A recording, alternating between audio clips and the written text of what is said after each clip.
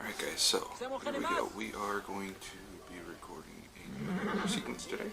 This one is about the household and how things are run, the differences between upper and lower class, and just how some of their houses were built. Pretty cool little video. We've talked about some of the stuff with other societies, and hopefully this one will give you some good insight into differences in classes were very similar to what they are today. Alright, here we go. Welcome to the Egyptian household. It's a shorter one. It has about 7 stops, nothing too crazy. This is just kind of the marketplace right now, how that was set to look like. In pre-Greco-Roman culture, women were considered equal to men in many matters. They owned property, testified in court, could divorce and inherit. Until the Greeks and Romans restricted their rights, Egyptian women could take over their deceased husband's trade. Marriage contracts included mentions of allowances and items of value brought to the marriage by the woman, which would forever belong to her. So women had a lot more rights.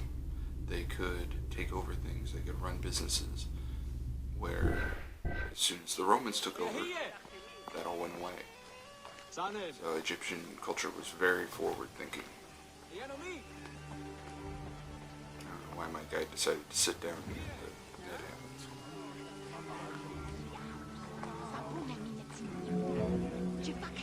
Certain professions were open only to women, such as weaving or professional mourning, while others were available to both genders, including working as servants for the rich households. Social status did have an impact, though. The higher in status, the easier it was to obtain education and access different professions. So, a professional mourner, that is literally someone who would, after someone died, they would show up and go to the chapel, go to the, go where prayers were offered, and that was their job, pray for the person. These women are weaving cloth, you can see what they're doing there. Now we're going to head into the start of a house. See, nothing very fancy about it.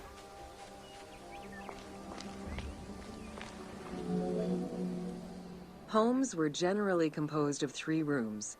First, there was the entrance, furnished with a small bench of brick, probably intended for a statue and protective divinity. Then there was the ceremonial room, meant to receive guests. The last room was either a bedroom or kitchen.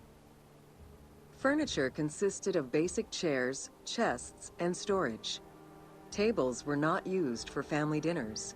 Instead, each individual had a small table of their own. It's kind of like the TV trays and stuff that a lot of families have today. They didn't eat at one big table. They ate in the same room, but everybody had their own. The bedrooms were on the roof. And that was because it was cooler, especially at night. So you had your 3 rooms, and that was it.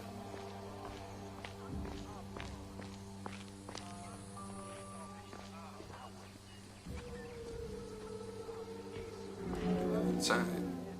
Marriages were a social contract rather than a religious construct. Family was vitally important to ancient Egyptians, and children were considered a blessing from the gods. The father, mother, and their children were the nucleus of the family, and cohabitation sometimes extended to mothers-in-law, sisters, aunts, and sisters-in-law. A lot of people, but the big central part was the father, the mother, and the kids. Extended family would live in there. This is actually a marriage contract on papyrus. Different, but similar to how they are today. Now we're going to to check out, that was a lower class house. Now we're going to compare it to an upper class house. So you'll see the difference immediately. Status and wealth played a large role in the style and size of ancient Egyptian homes. Commoners' houses were built with sun-baked mud bricks. Wealthier homes were often painted in white and decorated with various motifs. As you can see, that's the common house over on the left. It's just, and everything was mud brick. And then to the next to it, this was the upper class house. A lot bigger, brighter, had color on it. This is a model of an entrance to an upper class house, just so you can kind of see. Totally different. Just like today, bigger your house, more money you have. Better your car, more money you have. It's all social status showing. Town officials and the rich lived in mansions with numerous rooms that were luxuriously decorated. Only temples and tombs meant to last for all eternity were built with stone. So that right there, the only things that were supposed to last forever were made with stone. That would be the temples, the tombs, the pyramids, which were just gravestones. Those kinds of things were made out of stone. Everything else was mud brick that was painted.